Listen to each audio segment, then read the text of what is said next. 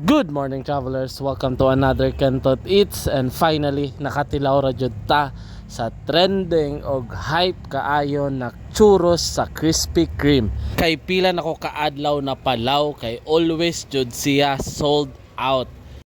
Thank you kaayo Krispy Kreme Lemket kay sa pag-reserve og usa ka box para sa ako. By the way, ang churro donut sa Krispy Kreme is 390 pesos. Naa na siya 6 ka churros og naa siya 3 ka dip. Ang dark chocolate, white chocolate, and caramel. And thank you Krispy Kreme Lemket kay para sa akong free na brewed coffee. So let's do the honest review.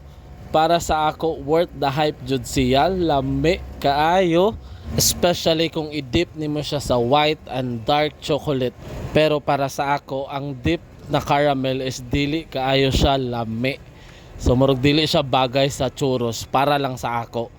So mulinya ba ko or muhulat para lang makatilaw ani sa churros otro?